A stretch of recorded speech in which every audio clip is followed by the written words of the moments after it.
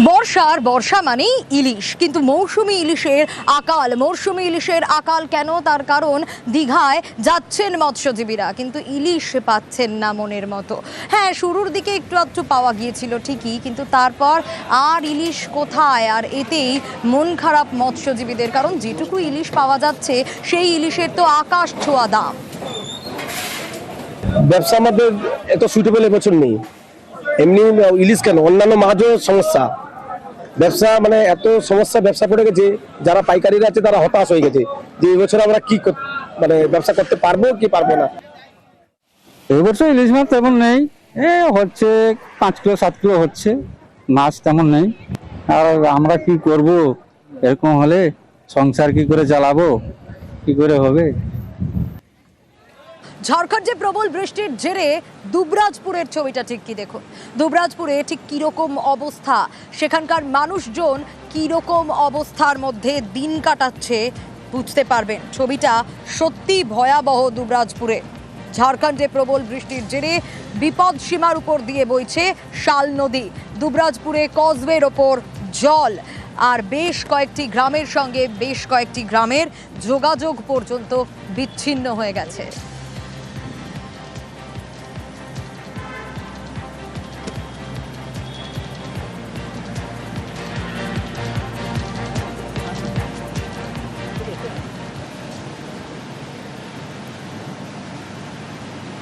আর এখানেই শেষ নয়, আরো ছবি রয়েছে। কেশপুরের ছবি দেখাবো, কিভাবে জলমগ্ন একের পর এক নদী ফুসছে, আর তার জেরে ঠিক কিরকম পরিস্থিতি তৈরি হয়েছে, সেখানকার মানুষজন কি পরিস্থিতির মধ্যে রয়েছে।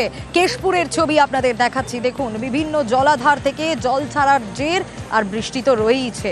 জলের তলায় চলে গেছে বেশিরভাগ বাড়ি, জলের তলায় চলে গেছে গ্রামের রাস্তাঘাট পর্যন্ত। জলমগ্ন এলাকা পরিদর্শনে মহকুমা শাসক, দুর্গতদের জন্য ত্রাণের ব্যবস্থা করেছে প্রশাসন।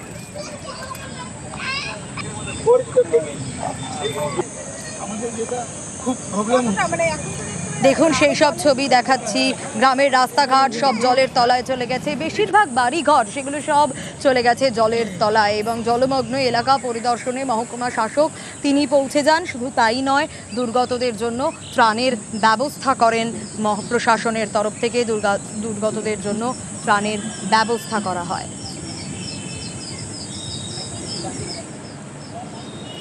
গ্রামে তো বন্যা, কবে থেকে বন্যা? এটাই প্রায় 3 দিন হয়ে গেল। ঠিক ভাই, থেকে কোনো খাওয়া দাওয়া ত্রাণের ব্যবস্থা কিছু হয়েছে? শুনছি এসছে বলে কিছু। এ তো প্রত্যেক বছরই এরকম হয়। এটা বন্যা এলাকা, কষ্ট তো হবেই। কোথাও যাওয়া আসা যাচ্ছে না, ঘর থেকে বেরানো যাচ্ছে না, বাইরে জল উঠে গেছে। প্রচন্ড বৃষ্টি, তার জন্য এখানে আমরাকুচি, কেশপুরের আমরাকুচি যে গ্রাম পঞ্চায়েতের বেশ কিছুটা অংশ এফেক্টেড হয়েছে এবং বেশ কিছুটা জলমগ্নও হয়েছে। ফলে এখন এটা ভিজিট করা হলো এবং যা যা প্রয়োজনীয় পদক্ষেপ যা যা নেওয়া সেগুলো ইতিমধ্যেই নেওয়া হয়েছে। মানুষজনকে ইমিডিয়েট রিলিফ দেওয়ার যে পদ্ধতিগুলো, তাদের মোটামুটি একটা গ্রুয়েল কিচেন স্টার্ট করা, অলরেডি তার প্রসেস স্টার্ট হয়ে গেছে। তার সঙ্গে অন্যান্য যা যা রিলিফ আইটেম লাগবে সেগুলো আমরা প্রোভাইড করব। খাবার জল যেটা, সেটাও পিএইচির মাধ্যমে আমরা প্রোভাইড করবো। এটা আপাতত চিন্তাভাবনা করা হয়েছে। আর এই যে লাস্ট কিছুক্ষণ ধরে যেসব ছবিগুলো আপনাদের দেখাচ্ছি, সত্যি ভাবুন তো, যেসব মানুষরা এই সময়ের মধ্যে দিয়ে যাচ্ছে, যারা এই পরিস্থিতিতে রয়েছে, তাদের অবস্থা কতটা শোচনীয়, তারা কতটা আতঙ্কের মধ্যে রয়েছে। সন্দেশখালীর একটা ছবি যদি আপনাদের দেখাই বুঝতে পারবেন বাঁধ ভাঙার আতঙ্ক ঠিক কিরকম আতঙ্ক। বাঁধ ভাঙার আতঙ্কে সেখানকার মানুষজন ভয়ে কাঁটা, টানা বৃষ্টি, আর তাতেই ডাসা নদীর বাঁধে ধস নেমেছে। সন্দেশখালী ঝোলাখালী গ্রামের প্রত্যেকটা মানুষ আতঙ্কের প্রহর গুনছে। দ্রুত বাঁধ মেরামতির দাবি জানাচ্ছেন বাসিন্দারা। সন্দেশখালীর ঢোলাখালীর ছবি দেখাচ্ছি আপনাদের। টানা বৃষ্টিতে ডাসা নদীর বাঁধে ধস, আর তাই এই বাঁধ ভাঙার আতঙ্ক গ্রাস করেছে এখানকার মানুষজনদের। সত্যি তো এই পরিস্থিতি ভয়াবহ। প্রশাসন চেষ্টা করছে, কিন্তু এই আতঙ্ক সত্যিই কি এত সহজে কাটে? বারবার এই প্রশ্নই করছেন সেখানকার মানুষজন।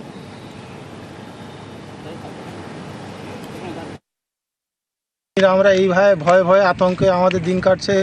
রাত্রি আমাদের ঘুম নেই। কি পরিস্থিতি, বড় বড় গণ আসছে এখানে। এই দেখুন আপনারা কি হচ্ছে এখানে, এই কাজ আর সে কি বলবো, 6 মাস ধরে এই কাজ হচ্ছে। আমরা চাচ্ছি এখানে ভালো একটা বাঁধ হোক, কাজ হোক ভালোভাবে, সেটাই আমরা চাই। ভালোভাবে থাকতে চাই, যেন আতঙ্কে লোকজন না থাকতে পারে।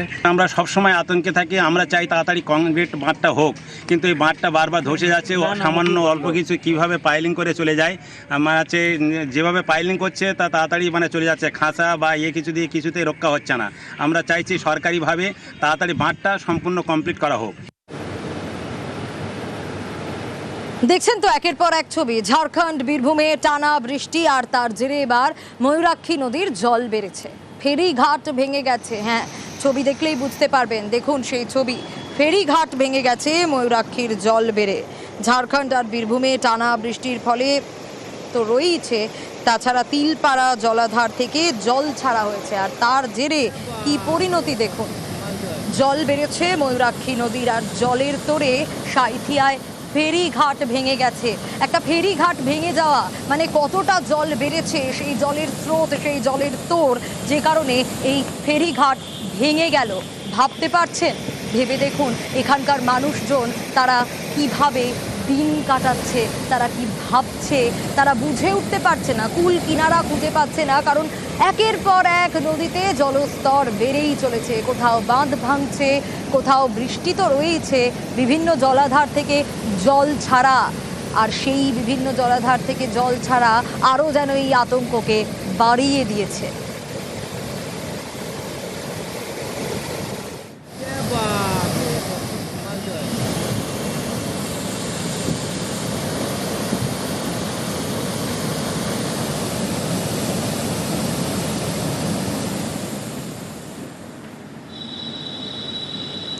আরো একটা ছবি দেখুন, কজওয়ের ওপর দিয়ে জল বইছে, হিংলো নদীর জলাধার থেকে জল ছাড়া হয়েছে, আর তার জেরে ঠিক কিরকম অবস্থা দেখুন, এলাকাবাসী ঠিক কিরকম পরিস্থিতির মধ্যে দিন কাটাচ্ছে। হিংলো নদীর জলাধার থেকে জল ছাড়ার জেরে কত জল ছাড়া হয়েছে? 4700 কিউসেক জল ছাড়া হয়েছে। আর খয়রাশোলে কজওয়ের উপর দিয়ে বইছে জল, বিপদ সীমার উপর দিয়ে বইছে হিংলো নদী, নদী পারাপারের রাস্তা পুরোপুরি বন্ধ।